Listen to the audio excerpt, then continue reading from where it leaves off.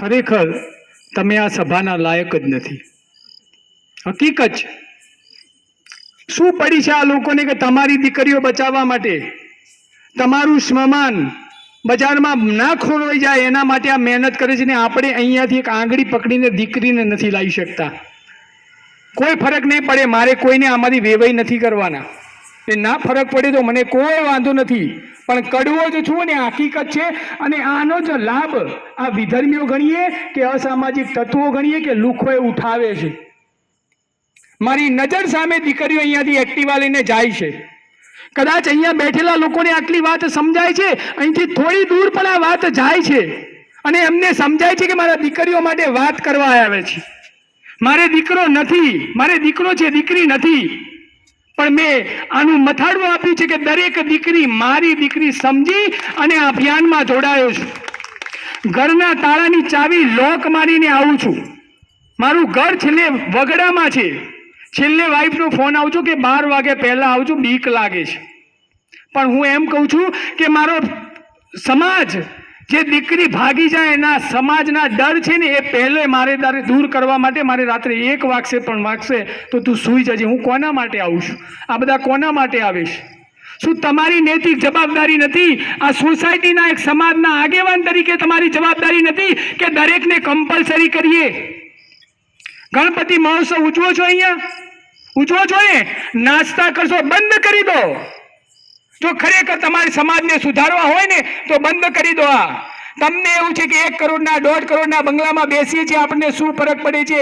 એ લોકો એવા લોકો શોધે છે કે જે 1.5, 2 કરોડ 5 કરોડના બંગલામાં રહે છે. બાકી બતાવો કે દેલા વસાહતમાં રહેતા અને ઝૂંપડપટ્ટીમાં કામ કરતી દીકરીના કોઈ ભાગી ગયા હોય કે પ્રેમ લગ્ન થયા હોય તો એમના ટાર્ગેટ પણ તમારી જેવી સોસાયટીઓ જ છે. અને એટલા માટે સભા કરીએ છીએ અને દુઃખ થાય છે કે સાલું આટલો પરિવાર છોડી, ધંધો છોડી અને આ લોકો મહેનત કરે છે ને આ એક ટ્રસ્ટી નથી લેતા અહીંયા લાવવાની. તમને ના કહી દઉં, કદાચ સમય વધે ને તો એકવાર જજો. મહેસાણામાં 34-35 આ ગેસ્ટ હાઉસ ચાલે છે. એના અહીંયા ગેસ્ટ હાઉસનું બોર્ડ હોય ને ત્યાં 1 કિલોમીટર દૂર ઊભા રહેજો. તમારી દીકરીઓના એક્ટિવાની ડેકીમાં 1 ઝૂંકડી કપડાં એક્સ્ટ્રા હોય છે. ના હોય તો કહી દઉં તમને, હું સાક્ષી છું. ઘરેથી કયા કપડાં પહેરીને જાય છે, બજારમાં કયા બેનપણીના ઘરે કપડાં બદલે છે, આખો દિવસ ફરે છે, ફરીથી બેનપણીના ઘરે જાય છે અને તમે આપેલા કપડાં પહેરીને ઘરે આવે છે. આ હકીકત છે આ સમાજની. આ યાદ રાખજો. તમારા સોનાના ઘરેણાઓ એ તમારી તિજોરીમાં પડ્યા છે, તમારા લોકરમાં પડ્યા છે. વિનંતી કરું છું, ગમે તેવી દીકરી હોય એની LC, એનું આધાર કાર્ડ અને એનો જન્મનો દાખલો, આ 3 વસ્તુ લોકરમાં મૂકો. બાકી દાગીના સોફા ઉપર મૂકી દો. આ ભાઈઓની તાકાત છે, ફરીથી કમાઈ લેશે. પણ એ દીકરી ભાગી જશે ને તો સમાજની આ 5 કરોડનો બંગલો છે ને એ ઝૂંપડી દેખાશે. અને આવા કેસો જોયેલા છે, કેસો લીધેલા છે. આ બધા જેલમાં ગયા છે, કોના માટે ગયા છે? મારા ઉપર કેસ ચાલે છે, કોના માટે ચાલે છે? મારા માટે. એકય કેસ મારા પરિવાર માટે નથી. સમાજની દીકરી, સમાજને કે અન્યાય થયો હોય ને એના માટે છે. જે પણ અહીંયા આયોજન કરે છે ને, ગણપતિ નવરાત્રિનું આયોજન, એક દિવસ એનું સેશન રાખો. અહીંયા બધા બેઠેલા છે, અમારી જરૂર નથી. તમારે બોલી શકો છો દીકરીઓ વિશે, નથી બોલી શકતા. કોઈ મા બાપ ખરાબ નથી, કોઈ દીકરી ખરાબ નથી. તમે માનો કે તમે આજે કોઈ સત્સંગી વ્યક્તિ જોડે બેસશો ને તો 1 મહિનો, 2 મહિનો, 3 મહિનો પછી એ સત્સંગમાં જોઈન થઈ જશો. તમે કોઈ ચોર જોડે બેસશો ને તો તમને વિચારો ચોર જેવા આવશે. તમે એક રાજકારણ જોડે બેસશો ને તો તમારા વિચારો રાજકારણ થઈ જશે કે હું પણ નગરપાલિકામાં ચૂંટણી લડું. અને તમારી દીકરી કોની જોડે બેસે છે? આમાંથી કેટલા મા બાપ એમ માને છે કે મારી દીકરીના મોબાઈલનો પાસવર્ડ મને ખબર છે? હાથ અધર કરો. જઈને ઘરે જઈને મોબાઈલ પેલા તોડી નાખો, કાં તો પાસવર્ડ લો. અને આવી તાકાત ના હોય ને તો દીકરી જન્મવા માટે તમે લાયક નથી. અમારા શબ્દો કડક છે પણ કડવા છે તો સાચા છે. તમારી દીકરીનો પાસવર્ડ મોબાઈલનો કેમ ખબર ના હોય? મારે દીકરો છે 11 વર્ષનો, જોઈ લો મારા મોબાઈલમાં.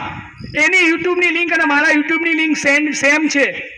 એ યુટ્યુબમાં નાનો કાર્ટૂનનો વિડીયો જોયે ને તો પણ મને બતાવે કે એને શું જોયું છે. દીકરો છે તો પણ હું ચિંતા કરું છું. કારણ કે જોતો તો નથી ને કે ડ્રગ્સ શું છે, દારૂ શું છે, દારૂની પાર્ટીઓ શું છે, એ તો નથી જોતો ને. યુટ્યુબમાં સેમ છે મારી ને વાઈફમાં. તમારી દીકરીના પાસવર્ડ તમને ખબર નથી. ના પાડી દો, મોબાઈલ નહીં મળે. અહીંયા જેટલા બેઠા છે એમના 5 મોબાઈલ છે ને એના કરતાં દીકરીનો મોબાઈલ મોંઘો હશે. આટલી તો ચિંતા તમે દીકરીની કરો છો. ના કરો, ભલે દીકરીને જે માનવું હોય માને. તમે નાના હતા ને ત્યારે દવા પીતા હતા. શું કરતા હતા? ના પીવો એટલે નાક બંધ કરીને દવા પીવડાવતા હતા. એની માને ખબર હતી કે આ જો દવા નહીં પીવડાવું તો આ બીમાર પડશે, મરી જશે, એટલે એને દવા પીવડાવવી પડે. તો આપણી દીકરીને સમજ નથી. એ વખતે નાની હતી ત્યારે પીવડાવતા હતા ને. પણ અત્યારે ભલે ગમે તેવી મોટી થઈ ગઈ હોય, 80 વર્ષના ડોસી થઈ જાય ને તો પણ એના મા માટે દીકરી જ હોય. અને આપણી દીકરી અત્યારે વાયરામાં જે ખબર નથી પડતી મારી જવાબદારી શું, તો પણ તમને તો ખબર છે ને મારી જવાબદારી શું. એને દવા તમારે પીવડાવવી પડશે, સમાજને જે કહેવું હોય કે. બાકી આ જ રીતે અમે સભાઓ કરીશું અને આ જ રીતે લોકો સાથ અને સહકાર આપશે ને તો એકવાર આ લોકોનું પણ મોરલ તૂટી જશે. સાચી વાત કે ખોટી વાત? અને આ બધા ગાંડા છે. આમાંથી કેટલા લોકો માને કે મને ભગવાને બધું આપ્યું છે, બધું, જમીન, દીકરી, છોકરો સારો, સંસ્કારી, વહુ, એના છોકરા, કેટલા બધાને ક્યાંક ને ક્યાંક નથી આપ્યું ને. હા, પણ હું એક વાત કહું, જે મને નહીં આપી એવું કોઈને ના આપ્યું એવું કહેજો. બુદ્ધિ કોને ઓછી આપી છે આટલામાંથી? બધાને આપી છે. કોઈ ગાંડું છે હમણાં? આ બધા બેઠા, આ બુદ્ધિ વગરના બધા બેઠા છે, ગાંડા બેઠા છે. એટલા માટે તો તમારી દીકરીઓ બચાવવા આવે છે. બધી બાકી ડાયા લોકો તો બંગલામાં એસીમાં જઈને ટીવી જોવે છે. આ બધાને ભગવાને બુદ્ધિ ઓછી આપી છે અને ગાંડા છે ને એટલે સમાજ માટે દોડે છે. બાકી ડાયા લોકો દોડતા નથી. તમને પણ મેસેજ વાંચ્યા પછી ક્યાંક ચિંતા થઈને એટલે તમે આવ્યા છો, એટલે તમે ગાંડા જ છો. બાકી ડાયા લોકો આવતા નથી. તો દરેક બહેનોની વિનંતી છે, આપણે પણ એક ગ્રુપ બનાવીએ.